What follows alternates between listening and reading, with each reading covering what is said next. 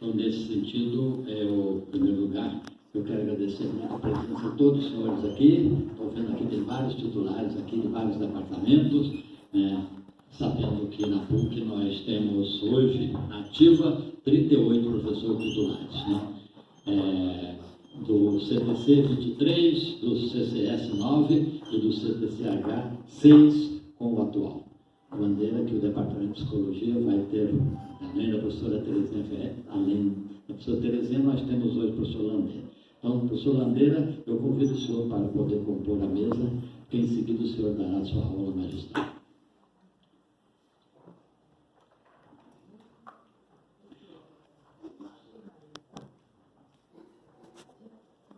Seguindo o protocolo da universidade, eu vou pedir agora ao vice-reitor acadêmico para fazer a leitura do parecer do Conselho da Comissão Central de Carreira Docente. Professor Bergman Campbell. Boa tarde.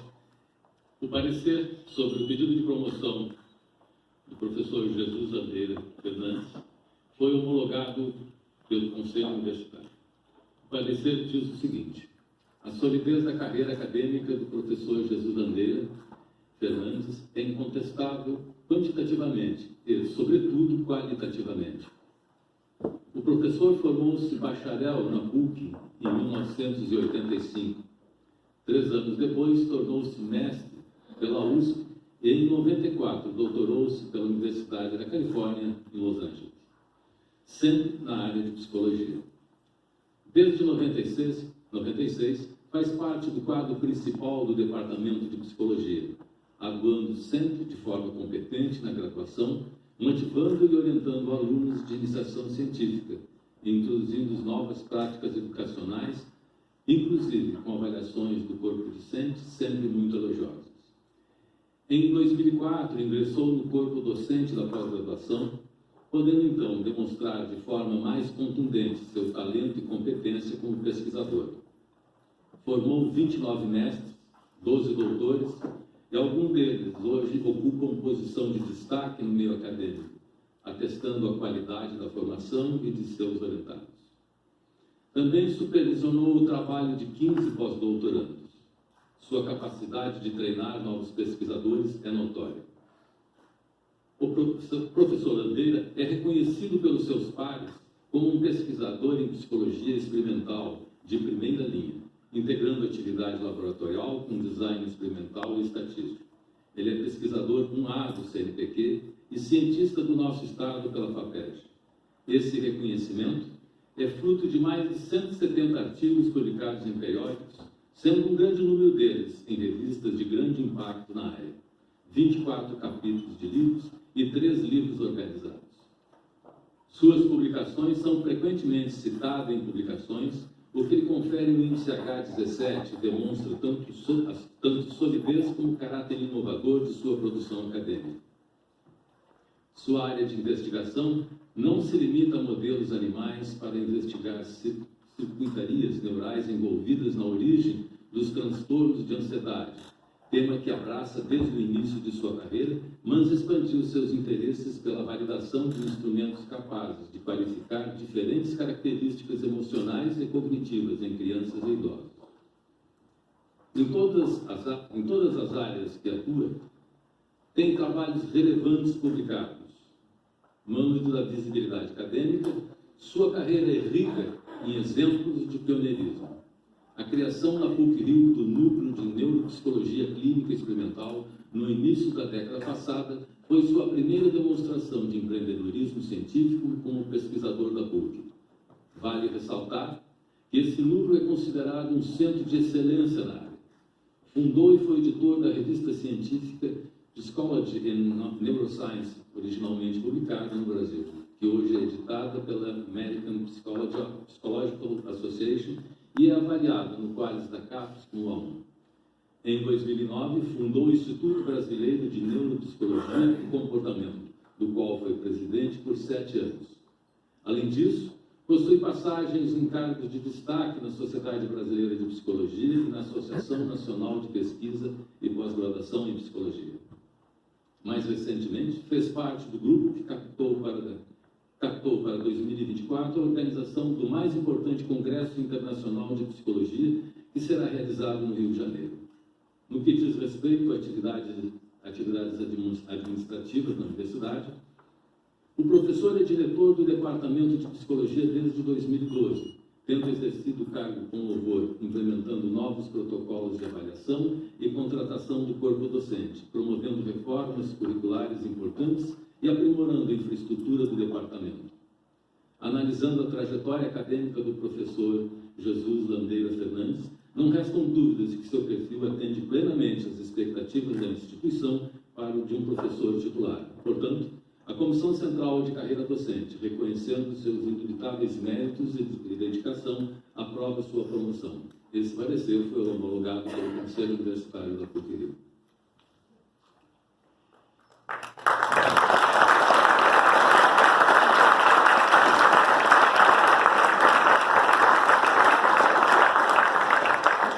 Professor Landeira, o senhor tem 40 minutos, né, para proferir a sua aula.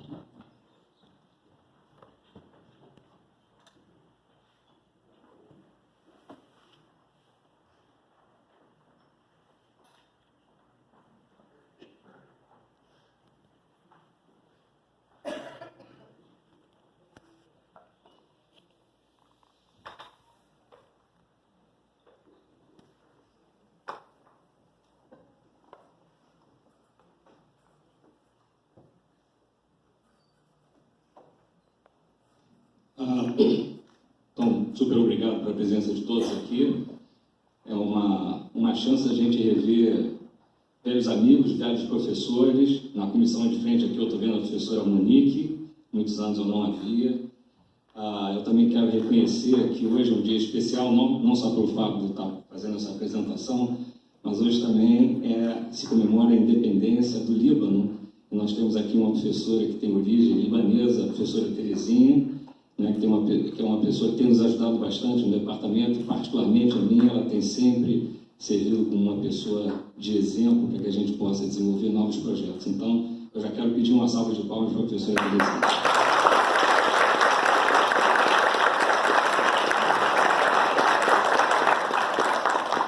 Bom, agora a Josafá dispara o cronômetro, porque isso aí não valeu os 40 minutos.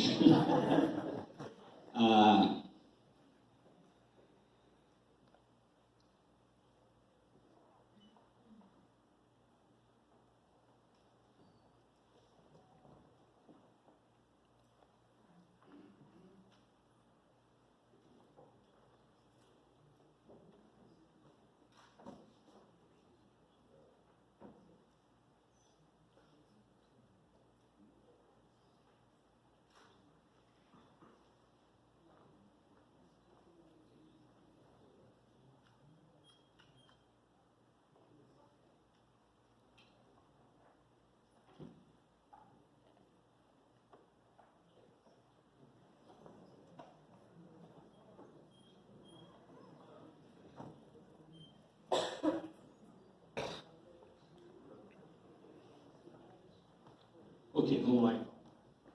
Eu queria que cada um de vocês pudesse pensar naquilo que está mais distante de você hoje aqui. Né? E eu acho que você não precisa pensar muito para descobrir que os corpos celestes provavelmente são os objetos mais distantes da nossa imaginação. E a gente pode concluir que o método científico nasceu justamente para estudar esses objetos que estão mais distantes, que são os corpos celestes. E a partir daí, progressivamente, o método científico começou a estudar problemas ou questões, surgiu a física, a química e a biologia.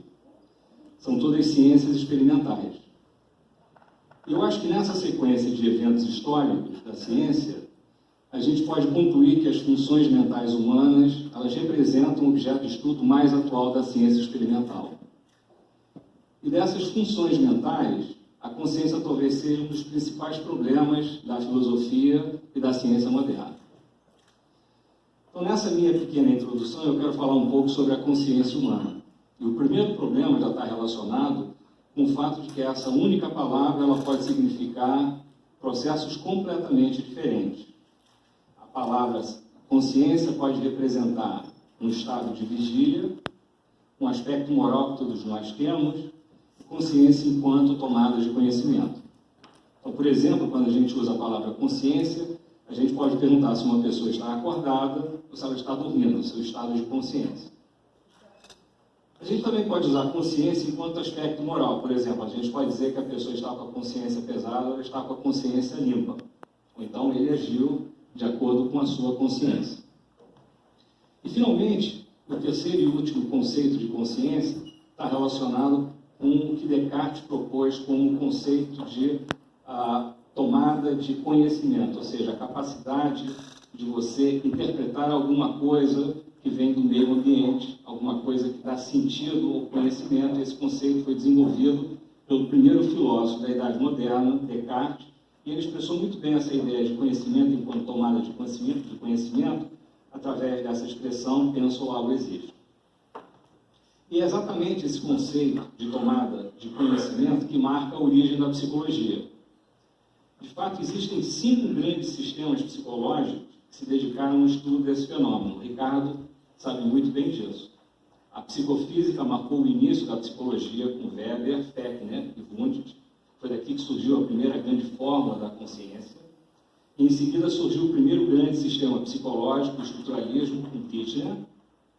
Foi seguido pelo sistema psicológico denominado de Gestalt, com Wertheimer, Koff e Kohler. E depois foi questionado por um outro filósofo, psicólogo, que deu origem ao funcionalismo, William James.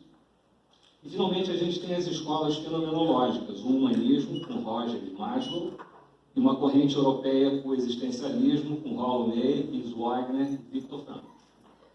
E, recentemente, o estudo da consciência enquanto tomada de conhecimento tem abarcado uma série de grandes cientistas que deram origem ao cognitivismo, como, por exemplo, Pinker, Kahneman e Gazani.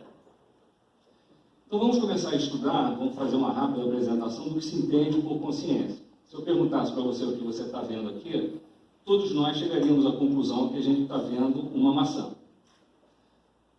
Agora, a gente não sabe exatamente como cada um interpreta esse estímulo que a gente acabou de apresentar. E a gente pode, talvez, concluir que essa experiência consciente ela é altamente subjetiva, ou seja, depende de uma interpretação pessoal. Agora, o fato dessa interpretação consciente ser subjetiva, isso não indica que ela não dependa de tecido neural, muito pelo contrário. Isso mostra que os circuitos neurais responsáveis por esse tipo de consciência eles são mais complexos. E é isso que a gente vai tentar ver aqui rapidamente. Um circuito neural ele pode ser dividido em 3 grandes sistemas. Um sistema de entrada, que a gente chama de sistema sensorial, que capta as informações do meio externo através de receptores sensoriais. Esse é o nosso aparelho sensorial. Esse circuito neural, geralmente, ele termina através de uma atividade motora, que, inclusive, pode estar relacionada com o fato de estar falando. Isso a gente denomina do nosso aparelho motor. Entre o nosso aparelho sensorial e o nosso aparelho motor, existe o que é de mais importante para a psicologia, que é estudar esse aparelho psicológico que tem a capacidade de integrar todas essas informações que são processadas pelo nosso aparelho sensorial e, eventualmente, chegam a uma resposta que produz um determinado comportamento, seja ele qual for. Então, aqui a gente pode observar de uma forma muito clara como um estímulo físico do meio ambiente se torna algo psicológico. Nós temos, por exemplo, aqui uma pessoa que está cheirando uma rosa. Então, a gente tem um estímulo físico, um estímulo olfativo que está presente no meio ambiente, e ele é capaz de ativar receptores sensoriais, que através desses circuitos neurais levam essa informação até determinadas regiões do nosso córtex cerebral, e eventualmente a pessoa tem a experiência subjetiva, consciente, para dizer que há uma rosa. E quando a gente fala de consciência enquanto tomada de conhecimento, a gente deve reconhecer exatamente esses circuitos neurais que vão de processos mais simples, onde informações individuais são processadas, e gradativamente elas vão ficando mais complexas, até que uma percepção seja formada. Esse é um processamento chamado de baixo para cima, ou um processamento do mais simples para o mais complexo. Ou seja, primeiro a gente toma consciência de parte dos objetos, e em seguida a gente forma essa parte dos objetos em um todo, chamando isso de percepção. Além desse processamento de baixo para cima, existe um outro processamento bem mais complexo, que é chamado processamento de cima para baixo. Isso está relacionado com uma experiência anterior que a gente tem, graças à nossa experiência passada. Isso faz com que a gente possa detectar no meio externo determinados estímulos que possam preencher determinadas expectativas que a gente tem. Então, aqui a gente pode ilustrar esses dois tipos de processamento que levam à consciência. Um processamento de baixo para cima, que tem origem no meio externo, com estímulos no meio externo. Eles são avaliados de forma individual. Eventualmente, a combinação desses estímulos externos produzem uma combinação de todos esses estímulos, produzindo uma percepção. Aqui a gente tem um processamento de cima para baixo. E aqui tem origem em determinadas expectativas, predisposições e experiências passadas que fazem com que a gente busque no meio ambiente determinados estímulos para que a gente possa preencher essas expectativas. Aqui a gente tem, então, exemplos de fenômenos ilusórios, que são extremamente adaptativos, que mostram exatamente esse processamento de cima para baixo. A gente aqui pode inferir movimento, e obviamente não há movimento nenhum aqui. A gente também aqui organiza a nossa percepção através de 3 triângulos, mas na verdade esses três triângulos, eles na verdade não existem. Isso é uma elaboração da nossa consciência. Se eu pedisse para você dizer o que está escrito aqui, tenho quase certeza que todos vocês diriam que está escrito a palavra psicologia, embora essa palavra, a princípio, não tenha nenhum sentido. Tenho certeza que todos vocês conseguem ler a frase chope gelado, embora esse estímulo aqui na palavra chope seja interpretado com a letra H, e esse outro estímulo aqui na palavra gelado seja interpretado com a letra A. Então, é o mesmo estímulo, mas quando num contexto diferente, ele é interpretado de forma completamente diferente. Talvez essa seja a melhor demonstração de um processamento de cima para baixo. Eu tenho certeza que você consegue ler essa frase, mesmo que as letras que compõem cada palavra estejam misturadas. Basta que as primeiras e as últimas letras de cada palavra estejam nos lugares certos. Você certamente utilizou um processo de cima para baixo para inferir o que cada palavra dessa significa. Esse processamento de cima para baixo não é um conceito novo. Ele já estava presente, por exemplo, nesse filósofo na virada do século XIX para o século XX, e o Bravner escreveu o seguinte: o mundo externo é um mundo instável, cheio de mudanças caóticas, aleatórias e sem sentido. É a nossa experiência com esse mundo externo que vai fazendo com que a realidade externa pareça cada vez mais organizada e com sentido. Esse mesmo conceito proposto pelo filósofo foi também proposto por um grande fisiologista, que contribuiu inclusive para a origem da psicologia, também na virada do século XIX para o século XX, Helmut, que postulou pela primeira vez o conceito de inferência inconsciente. Disse ele: estímulos físicos atingem nossos receptores sensoriais de forma aleatória. No entanto, a consciência desses estímulos se dá de forma altamente organizada. Isso porque mecanismos automáticos, de inferência inconsciente, são responsáveis pela organização desses estímulos em algo que faça sentido para o observador. Agora, a consciência é apenas uma das funções mentais humanas superiores, mas certamente a consciência não é aquilo que nos faz humanos. Não é? Como a gente pode concluir nessa palestra, nessa aula que a gente está apresentando aqui, o que realmente nos torna humanos é o uso da linguagem. E nesse caso existe uma interação muito forte entre linguagem e consciência. Por exemplo, tente pensar em alguma coisa na sua consciência sem uso de linguagem. Essa é uma tarefa muito difícil. O fato é que linguagem e consciência estão sempre intrincados. Mas esse pesquisador, Roger Sperry, que foi um ganhador de prêmio Nobel em 1970, realizou experimentos muito interessantes que permitiram a dissociação dessas duas funções mentais. O nosso hemisfério ele é ligado por um sistema de feixes de fibras chamados de corpo caloso. Então aqui a gente tem os dois hemisférios cerebrais, e esses hemisférios cerebrais eles são ligados através do corpo caloso. Tem aqui uma ilustração do corpo caloso. E em certas situações patológicas, neurológicas, é necessário fazer uma transecção desse corpo caloso. Principalmente em pacientes que apresentavam ataques epiléticos em um dos hemisférios, e para impedir com que esse foco epilético pudesse ir para o outro hemisfério, fazia-se essa calostomia, ou seja, uma transecção do corpo caloso. aqui a gente tem os dois hemisférios separados através dessa transecção do corpo caloso.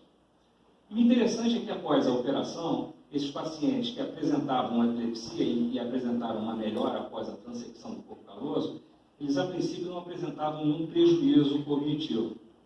Mas o Roger Sperry começou a fazer uma série de experimentos bem controlados que permitiram essa dissociação entre linguagem e consciência.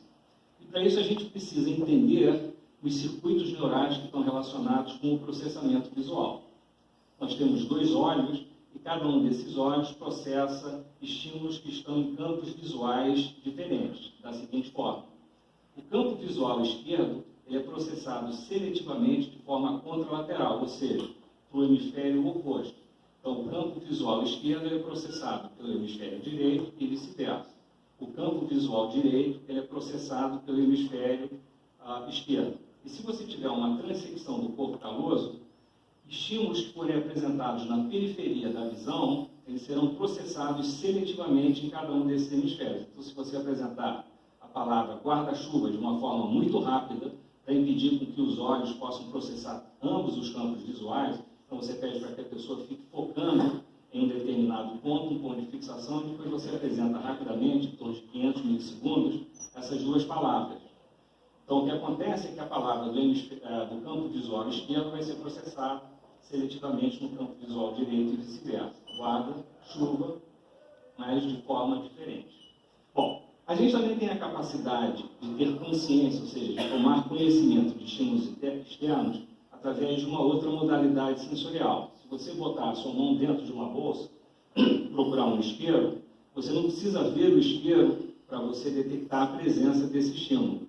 Você é capaz também de tomar consciência através de estímulos somestésicos. É uma modalidade sensorial que se chama estereohipnosia, ou seja, a capacidade de reconhecer um objeto através da exploração tátil. E aqui também esse processamento se dá de forma contralateral, ou seja, quando você processa estímulos com a sua mão esquerda, esses estímulos são processados inicialmente pelo hemisfério direito e, de forma reversa, estímulos processados pela mão direita, eles serão processados seletivamente pelo hemisfério esquerdo. E aqui é o experimento realizado pelo Sperry. Você pede para a pessoa ficar olhando um determinado ponto no centro da tela e rapidamente apresenta dois estímulos. Por exemplo, a palavra-chave e a palavra garfo. Chave vai ser processada pelo hemisfério esquerdo. Está no campo visual direito, vai para o hemisfério... está no campo visual esquerdo e vai para o hemisfério direito. E a palavra garfo está apresentada no campo visual direito, vai ser processado pelo hemisfério esquerdo. Existe uma especialização cerebral de forma que só o hemisfério esquerdo tem a capacidade de falar. Então, se você perguntar para essa pessoa que estímulo foi apresentado, ela certamente vai dizer o estímulo que foi processado pelo hemisfério esquerdo, que é o hemisfério que fala. Esse paciente aqui tem o corpo caloso dividido, então não há comunicação entre os dois hemisférios. Como o hemisfério esquerdo não processou a palavra-chave, ele certamente não vai falar que também viu a palavra-chave. Mas o hemisfério direito, ele processa a mão esquerda. Então, através desse processamento sensorial tátil da estereognosia, se você pedir para a pessoa buscar num saco que estímulo foi processado, a pessoa vai tentar buscar um estímulo que foi processado pelo hemisfério direito, embora o hemisfério esquerdo não tenha a mínima consciência de que o hemisfério direito processou a palavra-chave. E a pessoa, a princípio, vai dizer, não, eu não vi nada, eu vi garfo. Não, mas tenta pegar com a sua mão esquerda um estímulo qualquer. E, invariavelmente, a pessoa pega o estímulo que foi apresentado no hemisfério que está processado pelo hemisfério direito, ou seja, pega a chave. Aqui está, então, um experimento clássico, né? Você pergunta para a pessoa o que ela viu, ela diz, não vi nada, porque a chave de fendas foi processado pelo hemisfério que não fala. Mas se você pedir para a pessoa pegar a mão esquerda, o estímulo que supostamente foi apresentado, ela invariavelmente vai pegar a chave de fendas, e se ela pergunta o que você viu, ela vai dizer que viu uma bola de beisebol, que foi exatamente o estímulo que foi apresentado no hemisfério que tem a capacidade de falar. Esse experimento certamente não seria aprovado no comitê de ética atualmente, porque foi possível apresentar através de um filme muito rápido, em torno aí de 10 segundos, porque essa câmera tinha a capacidade de seguir o globo ocular. Então fizeram esse experimento com essa madre, apresentaram um estímulo pornográfico exclusivamente no hemisfério esquerdo dessa pessoa. Até hoje, certamente, ela não sabe o que ela viu, mas ela fez exatamente aquilo que ela deveria ter feito. Ela ficou totalmente ruborizada e disse que precisava sair imediatamente da sala, porque ela lembrou que ela tinha um compromisso e era um compromisso inadiável. Então aqui a gente tem um caso bem claro de um único cérebro, agora dividido por uma transecção do corpo caloso. Existem, na verdade, duas mentes que eventualmente podem entrar em conflito. E pode existir, então, uma lacuna entre o comportamento motivado pelo hemisfério direito e o aspecto linguístico da consciência oriundo do hemisfério esquerdo. E aqui, então, existe um grande dilema, um dilema do hemisfério esquerdo. Ele está vendo como ele está se comportando. Então, o dilema esquerdo está em relação a esse comportamento motivado pelo hemisfério direito. Ele poderia dizer simplesmente, olha, eu não sei o que aconteceu, e aí, nesse caso, ele teria que admitir a ignorância, ou seja, eu estou me comportando por uma razão que eu simplesmente desconheço. Mas ele tem uma outra alternativa de tentar buscar uma razão artificial, para interpretar aquilo que não foi processado, a princípio ele não tem conhecimento. E o que acontece é um fenômeno muito claro na psicologia chamado de confabulação. O hemisfério esquerdo sempre fala. Embora ele desconheça exatamente o que aconteceu, o hemisfério esquerdo sempre dá uma explicação artificial para dar sentido a um comportamento que foi produzido pelo hemisfério direito. E aqui, então, onde a gente consegue concluir um aspecto extremamente importante. Para que a gente possa inferir a consciência, a gente certamente tem que levar em consideração o aspecto linguístico, ou seja, o que a pessoa fala. Mas também a gente deve, ao mesmo tempo, levar em consideração o comportamento dessa pessoa. Então, a gente pode ter, na verdade, dois grandes indicadores, dois grandes parâmetros, para tentar inferir o que se passa na consciência subjetiva de uma pessoa. Bom, se a gente for utilizar o comportamento para tentar inferir o que se passa na mente de um ser vivo, a gente então agora pode expandir a nossa definição de consciência e levar agora em consideração o comportamento de outros seres vivos que não animais. Isso porque animais, embora não falem, eles se comportam. E a primeira pergunta que a gente pode fazer é se animais apresentam consciência. E aqui, acho que todos que têm animais em casa podem concluir que animais sentem emoções. Por exemplo, animais demonstram alegria, por exemplo, quando vem o seu dono. Animais apresentam também surpresa. Por exemplo, aqui a gente tem um macaco e tem um mágico que está escondendo uma carta, e aqui a gente pode ver a expressão de surpresa desse macaco. Não é? Já que a gente está falando de macaco, esse também é um vídeo bem famoso que está na internet. Aqui esses macacos eles precisam dar uma pedra para o experimentador para receber uma recompensa. Macacos gostam de uvas passas. E esse aqui está recebendo uvas passas, mas esse aqui está recebendo pepino. Todos nós odiamos pepino, vamos ser francos. Os macacos também. E ele sabe que outro macaco está recebendo uvas passas. E ele está recebendo pepino. E está fazendo a mesma coisa que outro macaco está recebendo. Então, certamente, ele está expressando exatamente aquilo que qualquer ser humano expressaria, ou seja, um fato extremamente injusto. Um está ganhando uvas passas, ele já ganhou uvas passas, mas agora está ganhando salada. E aqui está a expressão dele de raiva. Se ele pudesse, ele certamente iria bater no experimentador. Né? Aqui está a expressão de raiva, certamente, animais demonstram claramente essas expressões de raiva. Talvez seja uma das coisas mais interessantes. A gente já viu que a gente infere movimento aqui, onde não existe, graças a processos de cima para baixo. A gente infere movimentos, embora esses movimentos eles não existem. Tá bem? Animais também são capazes de apresentar ilusões. A gente está vendo aqui um gato tentando pegar uma coisa que está se mexendo, mas obviamente não vai ter sucesso nenhum. Então a gente consegue aqui dissociar linguagem e consciência. E a gente pode concluir uma coisa extremamente importante para o tipo de pesquisa que eu faço. além de uma consciência clara que utiliza a linguagem e que certamente depende de um processo altamente especializado no hemisfério esquerdo, certamente também existe uma consciência mais primitiva que independe de linguagem. E é exatamente isso que eu quero dizer quando as luzes não se acenderam de repente. O fato de a gente ter uma consciência clara dos nossos processos psicológicos, isso não significa que essa consciência, esse fenômeno consciente, surgiu com a nossa espécie. Mas certamente existe um longo processo evolutivo que permitiu com que a consciência fosse sendo adquirida de uma forma gradativa. E o mais importante, essa consciência ela tem um grande propósito de adaptar o indivíduo ao meio onde ele vive. Bom, o primeiro ponto que eu quero fazer aqui, então, é esse. Já que existem determinados processos psicológicos que são comuns a seres humanos e outros animais, será que é possível investigar alguns desses psicológicos humanos que também estão presentes em outros animais? Não é?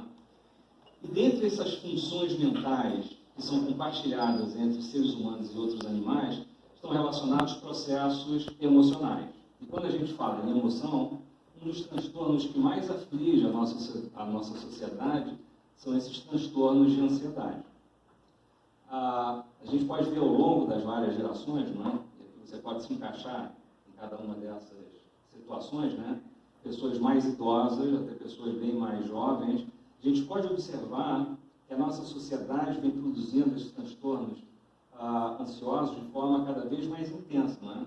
Então, pessoas mais adultas, né? Pessoas com mais idade, numa escala de 0 a 10, apresentavam apenas 3,3 de ansiedade, não é?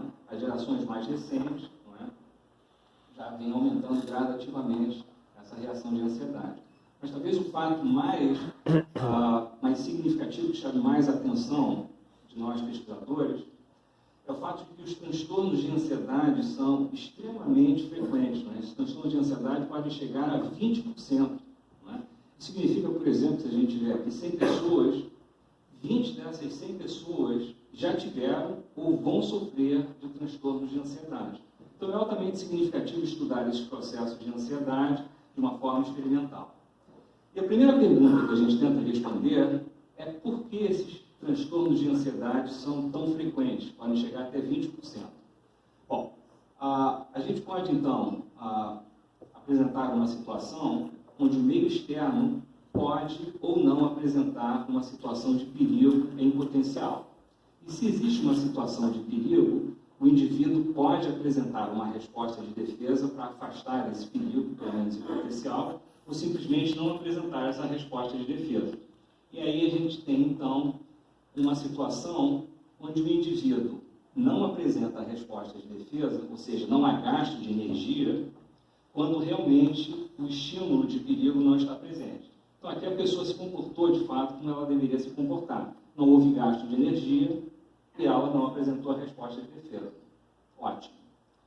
Bom, se a presença de perigo ocorre, pelo menos na sua forma em potencial, e o indivíduo respondeu de forma defensiva para afastar esse perigo, ele realmente acertou e ele se defendeu de forma adequada, inclusive preservando a sua vida. Então, aqui ele merece um grande acerto. Essa situação aqui pode apresentar também dois possíveis erros. Um erro é o indivíduo gastar energia produzindo uma resposta de defesa onde não há perigo. Né? É o que antigamente não, mas quando a gente jogava a batalha naval, é água. Perdeu. E aqui houve um erro, a pessoa gastou energia de forma desnecessária. Mas o pior erro é esse. Aqui é um erro fatal. Aqui há perigo, mas o indivíduo não apresentou a resposta de defesa. Provavelmente esse indivíduo não vai sobreviver, pode ser que ele não sobreviva, e se ele não sobreviver, ele certamente não vai se reproduzir e deixar descendentes férteis. Esse é o conceito de seleção natural. Certamente a seleção natural privilegiou respostas de defesa, mesmo em situações onde não existe perigo. E por essa razão, a ansiedade certamente tem um aspecto altamente seletivo para que ele possa se expressar na nossa sociedade. E aqui a gente vem para o ponto número 3, que é a possibilidade de estudar esses transtornos de ansiedade em modelos animais.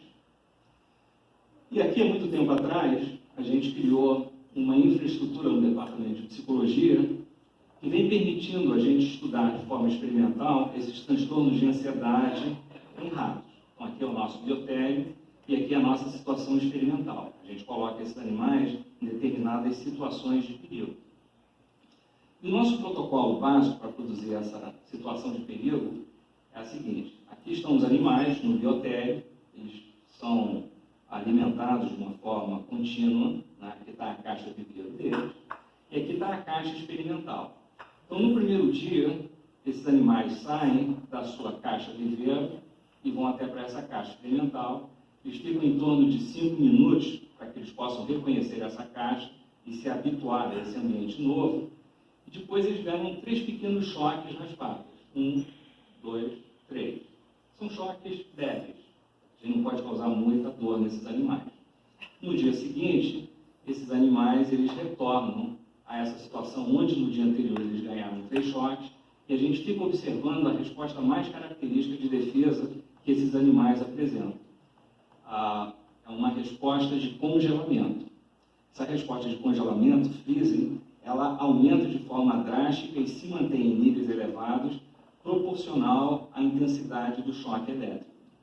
E o que acontece é que quando a gente faz esse procedimento em um grupo muito grande de animais, a gente observa uma grande variabilidade.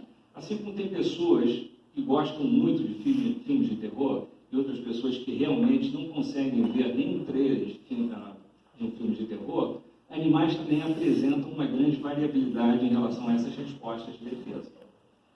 E aqui existe o nosso modelo básico, essa é uma curva normal, né? Se a gente fosse, por exemplo, expressar a altura das pessoas, a gente pode, por exemplo, ver que a grande maioria das pessoas tem uma média, por exemplo, de 1,70 m. Então, essa curva normal, ela sempre apresenta um ponto alto que indica um maior número de pessoas. E depois ela vai reduzindo tanto à direita quanto à esquerda, formando 2 grandes caudas. Ou seja, existem muito poucas pessoas que têm uma altura muito baixa, existem muito poucas pessoas que têm uma altura muito alta. Sei lá, existem poucas pessoas que têm 1 metro, existem poucas pessoas que têm 2 metros. Mas a partir dessa única população, a gente pode derivar 2 outras populações se a gente seletivamente cruzar os animais que estão em cada uma dessas caudas. Então, isso é que a gente começou a fazer. A partir de uma única população, onde existia uma distribuição da resposta de congelamento, a gente seletivamente selecionou esses animais com baixo congelamento, são animais altamente corajosos, destemidos, e os animais que apresentam uma alta taxa de congelamento, são aqueles animais altamente medrosos. E o que eram 2 exceções, agora se tornaram 2 grandes regras. Não é? Então, aqui são os primeiros dados experimentais, aqui em azul são os machos, aqui em rosa e vermelho são as fêmeas, sem brincadeira. Aqui tem uma distribuição próxima à normal, próxima a uma distribuição normal, e aqui a gente tem a cauda inferior, não é? Então, aqui são os animais que apresentam baixo congelamento. E eles são selecionados seletivamente. Essa é uma seleção artificial, em oposição a uma seleção natural. Artificial porque a gente faz isso no nosso biotério. E aqui são animais que apresentam uma alta taxa de congelamento, e a partir daqui, então, a gente começou a produzir os animais com uma alta taxa de congelamento. Como isso foi feito no Rio de Janeiro, isso tem sido feito no Rio de Janeiro, nada mais natural do que denominar essas 2 linhagens de cariocas com alto congelamento e cariocas com baixo congelamento. A gente vem fazendo isso de uma forma sistemática e muito produtiva há 13 anos, mas esse projeto teve início há 20 anos atrás. Até a gente poder acertar o procedimento correto, demorou em torno de 13 anos. E aqui são 34 gerações que foram seletivamente e continuamente selecionadas ao longo de 13 anos. Então, aqui a gente tem os cariocas com alto congelamento, os cariocas com baixo congelamento, e essa é a linhagem controle que começou a partir. E é importante apresentar machos e fêmeas, porque machos e fêmeas apresentam padrões diferentes de congelamento. Esse é o nosso primeiro artigo, na verdade, um capítulo de livro que demonstrou a origem dessas 2 linhagens de animais com um modelo animal para estudar um dos transtornos de ansiedade mais comuns, que é o transtorno de ansiedade generalizada, ou seja, o medo exacerbado que as pessoas têm acerca de situações que, a princípio, não produzem nenhum perigo para o indivíduo.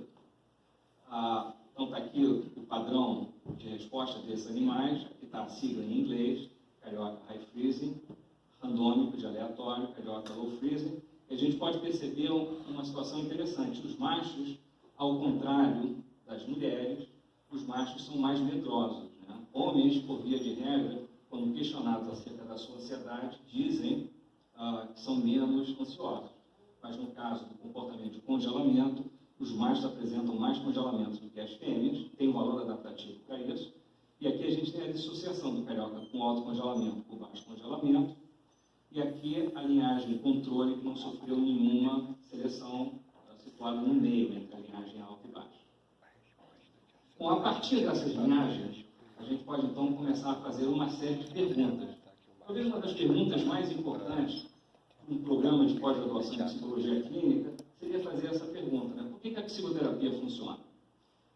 E cada vez mais, evidências experimentais mostram que a psicoterapia exerce seu efeito psicoterapêutico porque ela produz uma alteração em determinados circuitos neurais. Não podia ser diferente, né? Se a psicoterapia exerce um efeito real, é porque realmente o aparelho neural que produz a atividade mental tem que sofrer uma alteração.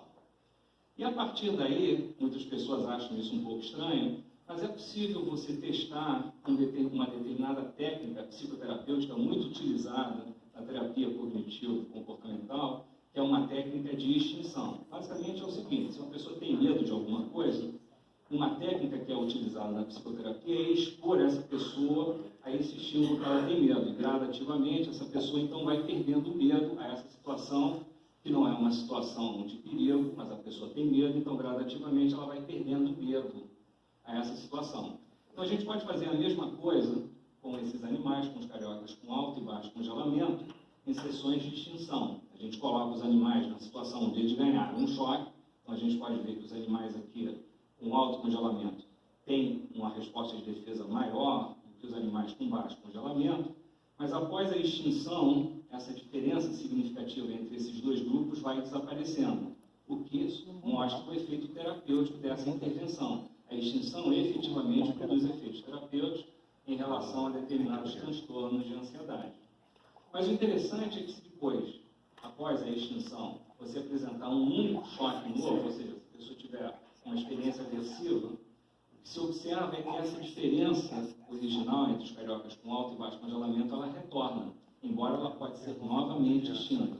Então, o que esses dados mostram é que essas intervenções calcadas em procedimento de extinção, elas, na verdade, não terminam o transtorno, elas, na verdade, produzem o fortalecimento de outros circuitos neurais que têm a capacidade de inibir a expressão do transtorno. Ou seja, a psicoterapia, supostamente, nesse caso, ela permanece de forma latente, ou seja, ela está presente, mas de forma inibida.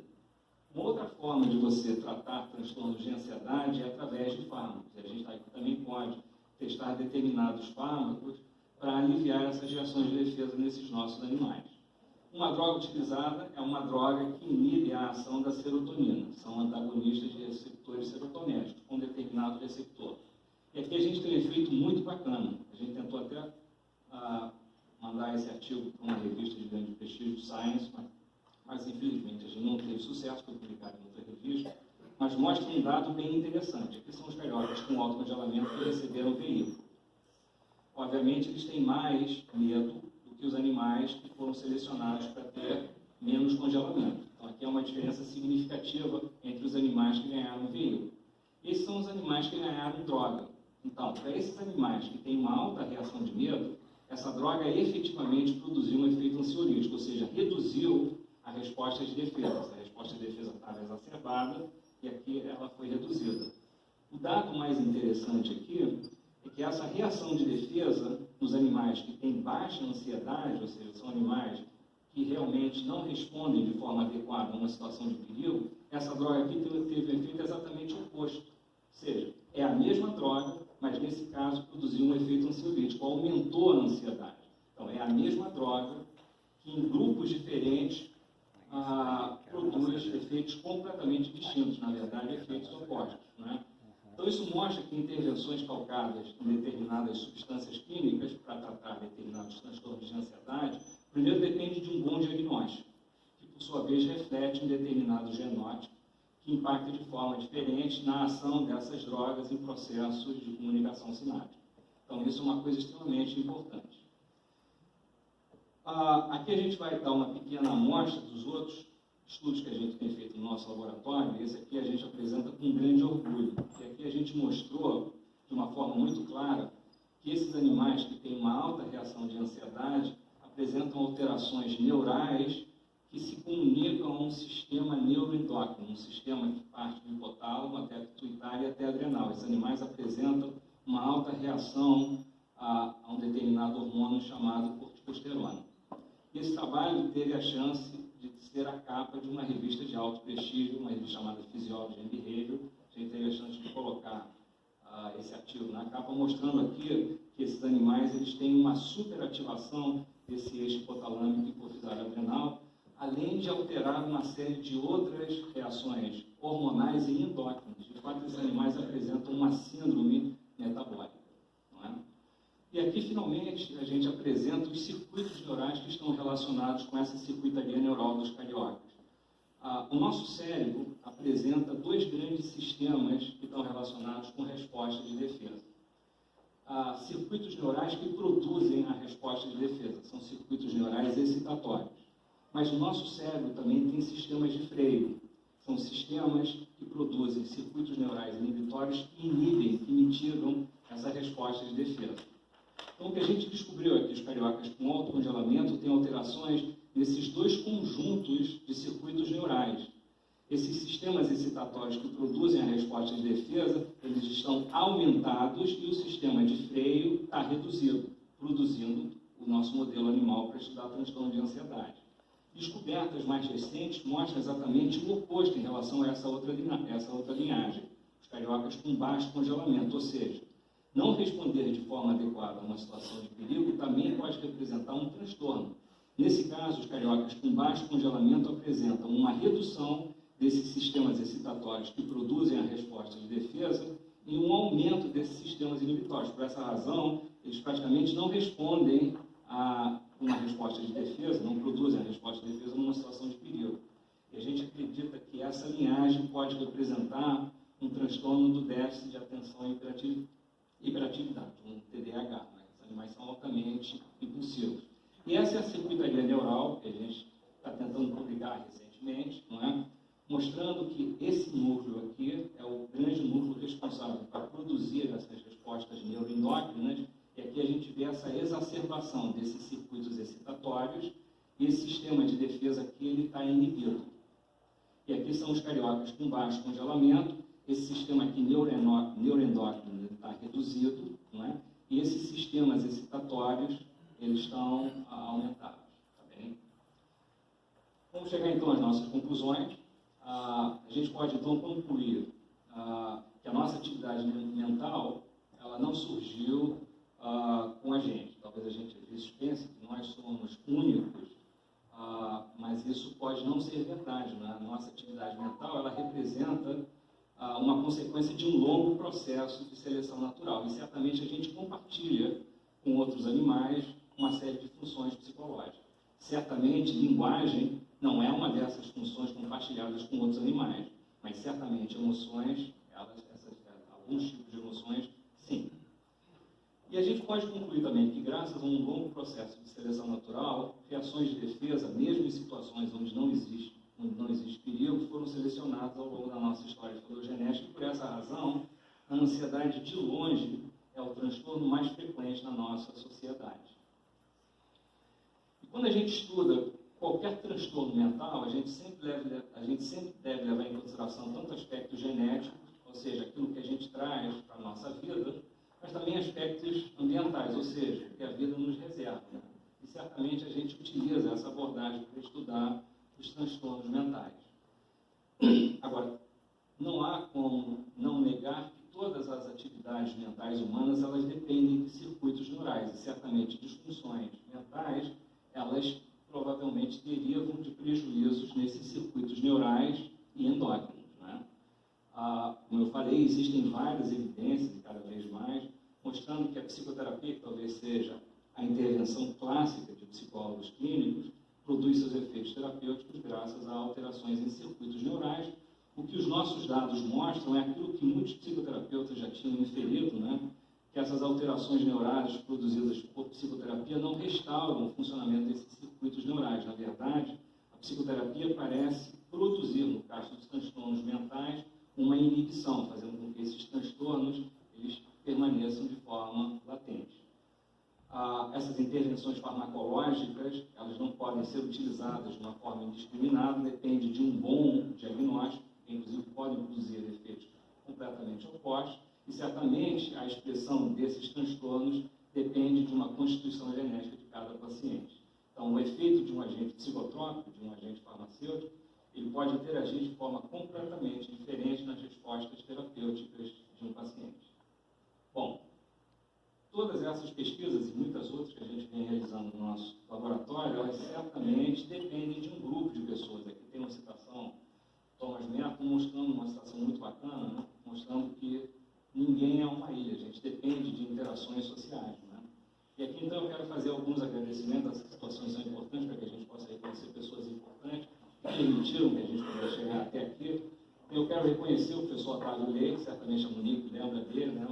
O Otávio foi o meu grande mentor, tudo que eu tinha que aprender, aprendi na graduação, o resto foi só a expressão de um modelo geral.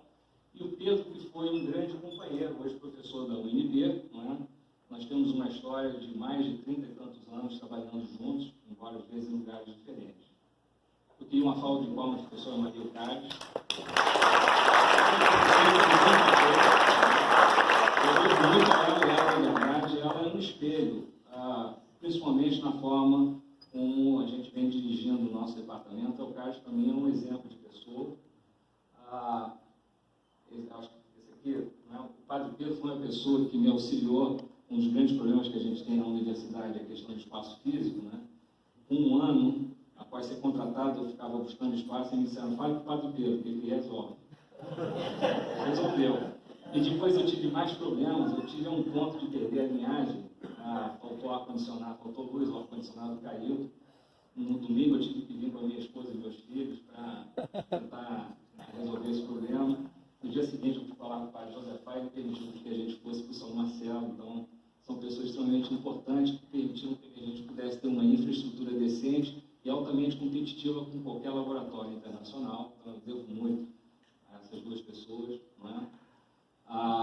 Enquanto diretor, eu tenho a professora Luciana, tem sido uma fiel escudeira, tem estado comigo durante todos esses 8 anos de gestão. Eu simplesmente não preciso me preocupar com nada. A Luciana é uma pessoa ótima. Silvia e Eleni são pessoas que produziram uma verdadeira revolução no nosso SPA. E aqui eu quero reconhecer pessoas importantes, o Mazini, o Scavado, o Tachad, que permitiram que a gente pudesse fazer uma excelente obra, que eu acho que é um dos prédios mais bonitos da PUC. Desculpe se eu estou ofendendo alguém. Todos vocês viram a obra que a gente fez. E depois a coordenadora, as coordenadoras de pós-graduação, para você ver como a pós-graduação é sempre difícil, né? Aqui teve um rodízio muito grande. Eu devo muito à Andréia, foi a primeira coordenadora que eu tive, ela me ensinou muito de como se relacionar dentro do departamento. A Juliane, que foi uma grande aquisição. Essas são 3 grandes aquisições do nosso departamento, né? A Juliane, Daniel e Jean, que é o atual coordenador, que tem uma grande missão de fazer com que o nosso programa possa eventualmente chegar a uma nota que merece, que é uma nota 6, né? Então o Jean está altamente determinado para conseguir essa nota, e certamente, se ele obter sucesso, ele deve muito a todas essas pessoas, André, Juliane e Daniel. Aqui vem o pessoal do Poder Executivo. Aqui está a Vera, essa então a Vera, ela é certamente uma assessora, eu acho que ninguém pode ter uma assessora melhor do que a Vera, ela resolve todos os problemas. E aqui eu preciso confessar que praticamente todos esses experimentos eles foram realizados por uma pós-doutora, Silvia Mesonetti, que eu também quero pedir uma salva de palmas.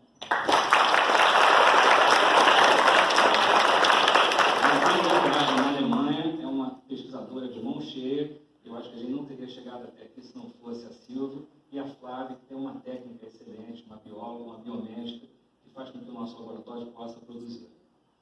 Aqui a nossa equipe da linha de pesquisa, Daniel, Helenice e Thomas, uma aquisição recente do departamento.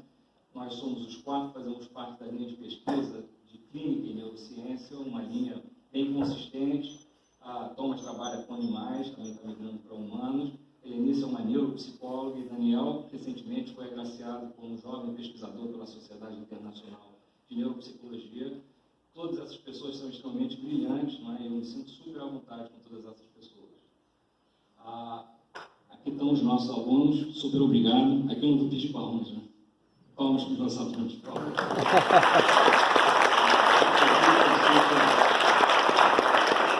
A gente trabalha por causa disso, né? E também tem essa questão, está aqui a Júlia. Vitor é aluno de engenharia. Infelizmente, Padre Pedro e Padre Josafá não permitem ainda que a gente tenha medicina, então a Júlia teve que ir para outro lugar fazer medicina. Padre Pedro, Padre Josafá, Hilton, pressão neles. E finalmente, minha querida esposa, com a Laila.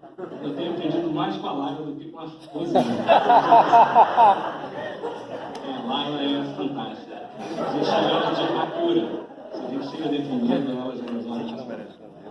E eu acho que nenhuma pesquisa pode ser realizada sem financiamento público. Então, realmente, eu preciso agradecer a todas essas instituições de financiamento público, que é fundamental para que a gente possa produzir mais conhecimento e melhorar a qualidade de vida da nossa vida. Super obrigado. 50 minutos, né? 10 minutos só, né? Mas estavam todos concentrados, interessados, que nós não vemos o tempo passar. De maneira que o professor Bandeira é sempre uma alegria poder ouvi-lo. Antes da concessão do título, eu gostaria de fazer algumas considerações. Primeiro, eu gostaria de fazer uma saudação aos méritos humanos do professor Jesus Bandeira. Acho que antes do mérito acadêmico, o mérito humano. Professor Bandeira, eu conheci muitos anos aqui na PUC e percebi realmente, logo quando era vice-reitor, né, não só o seu empenho no sentido de uma linha da psicologia que seria muito importante ser cada vez mais desenvolvida no departamento de psicologia, mas eu via realmente algo que me impressionava, que é exatamente a agregação de valores pela sua personalidade, né? Personalidade que agrega valores, né? E do saber cuidar na missão confiada. Isso é uma coisa muito bonita que eu tenho percebido nesses anos que o senhor vem ocupando a direção do Departamento de Psicologia, né? Você tem um apreço muito grande, sabe cuidar da missão, né? Isso é fundamental, né? E outro aspecto também, professor Bandeira, que eu gosto de destacar dos seus méritos humanos, é a pessoa que sabe buscar soluções inteligentes, pensando não só no Departamento de Psicologia, mas pensando na universidade como um todo. Acho que isso é muito bonito. Eu acho isso uma das grandes características de um grande diretor dentro da PUC. Quer dizer, ele é um homem do local, mas ao mesmo tempo é o homem do global. Pensa no departamento, mas ao mesmo tempo em comunhão sempre com a universidade. Então, nesse aspecto, eu acho que as soluções que o senhor vem buscando no departamento nos últimos anos, elas são soluções muito inteligentes, né? Eu só questiono se o prédio da psicologia é o mais bonito, mas esse é o coração dele, que é o mais generoso, né? Não, vamos esperar um pouquinho mais, outros prédios vão surgir, mas de qualquer forma é um prédio bonito. Mas eu acho que essa característica eu gostaria de elencar hoje nesse dia. O Bandeira é uma pessoa que é inteligente, busca soluções, né, para o seu departamento e na universidade. Eu percebi isso logo depois, quando assumi como reitor, né, nesses quase 10 anos que eu já tenho, que o professor Bandeira, o apreço dele para a parte de psicologia espiritual era uma coisa fantástica. E eu não conformava de ver realmente um biotério lá no alto do edifício Leme, né? Eu disse, meu Deus, eu que sou biólogo e trabalhei em biotério na universidade onde fiz a graduação, eu pensei que o biotério é na parte térrea, o biotério está mais em relação ao solo. E mais evidente, foi a circunstância possível, né? E do qual o senhor, apesar de todas as circunstâncias, desenvolveu muitas pesquisas importantes, né, demonstradas na sua produção científica. Mas, né, é evidente, quando surgiu a possibilidade, quando adquirimos Mateu Ritt, que é o antigo Colégio São Marcelo, é evidente que pensei logo de cara, bem, primeiro é um local ideal para o professor Landera, né? E aí foi quando realmente, quando o senhor veio falar comigo, eu disse, não tem problema nenhum, está pensado esse espaço, porque eu acho que é extremamente importante para as suas pesquisas. O senhor Landera também tem um mérito humano de pessoa que tem a sabedoria de conviver com os desafios da fé e da ciência. Isso é muito bonito. É um homem da ciência, sabe fazer ciência em profundidade, mas também um homem de fé. Tem uma perspectiva transcendente da existência e algo assim muito importante. E por fim, eu acho que um outro mérito professor humano, o professor Landera, é uma pessoa que sabe equilibrar subjetividade e objetividade. Eu acho que isso é uma coisa muito importante, né? A gente tem muita objetividade nas coisas que fazem, mas ao mesmo tempo compreender a condição humana que está exatamente implicada no processo. Então, nesse sentido, eu diria que são os méritos humanos que eu gostaria de elencar e parabenizar. O senhor continua conservando essas qualidades humanas que são extremamente importantes. Digo agora alguma saudação, alguns méritos acadêmicos, né, do professor Landera. Primeiro, professor Landera, eu vou deixar com o senhor aqui nessa pasta, aquilo que eu faço sempre para os titulares, o chamado os méritos do professor titular na universidade, né? São algumas reflexões que eu fiz há algum tempo atrás e que está aqui exatamente nesse folheto, que fica como forma para a sua reflexão pessoal. Mas algumas coisas eu gostaria de elencar. Primeiro, a professora Landera, no método acadêmico, sobre galgar os degraus da vida acadêmica com determinação e competência. Acho isso muito importante. Sobre galgar esse degrau longo da vida acadêmica com determinação e, ao mesmo tempo, com competência. Segundo, sobre construir uma carreira científica com dedicação, abnegação e sacrifício. Porque todos nós sabemos disso, o quanto é difícil, né? Hoje, construir uma carreira científica diante das estabilidades que nós temos, né, no nosso continente, no nosso Brasil, no nosso Rio de Janeiro, mas muita dedicação, garra, dedicação, abnegação, abrir mão de muitas coisas e, ao mesmo tempo, sacrifício, porque isso supõe muito sacrifício. Terceiro, o professor Landera, ele soube galgar esse degrau de professor titular muito além de uma questão de uma vaidade pessoal. Eu acho que ele é um desejo dele, né, que eu creio que está no fundo do seu coração, um desejo de contribuir com a ciência e com o desafio da universidade. Isso é muito importante, né? Eu vou galgar esse degrau, não em função simplesmente de uma vaidade pessoal, uma projeção minha, mas sabendo que isso aí eu estou contribuindo com a ciência e com a universidade, né?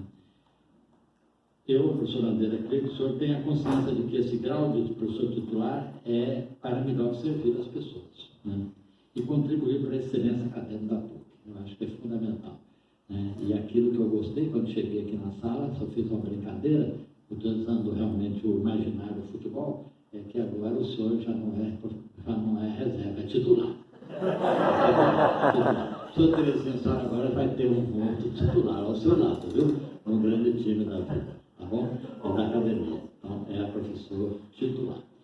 E, por fim, eu tenho a certeza de que essa tendência de tentar compreender a complexidade que nós vimos na aula da mente humana, associada com outras formas de inteligência, no caso usando os animais, eu acho que foi extremamente interessante, né? Eu que sou um defensor de que devemos ter uma visão mais sistêmica da inteligência, eu acho que o senhor vai mais ou menos nessa linha, provou isso no último slide quando mostrou o cãozinho, né, dizendo realmente que não só a sua esposa, mas ele também faz parte da sua atividade, dos seus relacionamentos afetivos. Então, nesse sentido, professor Landera, eu quero agradecer muito. E uma das coisas que mais me impressionou na sua aula foi quando disse sobre, usando aquele conceito carioca do alto grau de congelamento, né? Eu fiquei pensando e que isso acaba aumentando a ansiedade. Eu disse, aí um conceito que eu vou guardar ele no coração, sabe? Porque isso é muito importante para a gente estar na gestão, né? Porque constantemente a gente vê pessoas, né, com ansiedade enorme dentro da instituição, né? E talvez quando vier isso eu vou dizer, olha aqui, consultar o professor Landera sobre essa questão de né? O carioca com alto grau de congelamento. Aí talvez se entenda. E talvez o melhor contexto que nós temos hoje, que talvez a questão do aumento da ansiedade está muito grande, sobretudo no time que está encaminhando para isso, que certamente vai ter muito carioca com alto grau de congelação dessa cara. Mas isso aí fica como segunda etapa das suas experimentações. Professor Andeira, então eu pediria ao professor Vega, que é o vice-reitor acadêmico, para fazer a leitura do título, do diploma do título, professor tutor.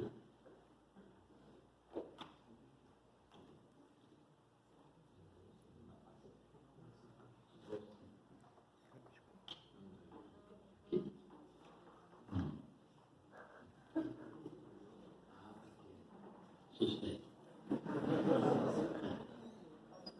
Souberam, por favor, faça a leitura. Pronto.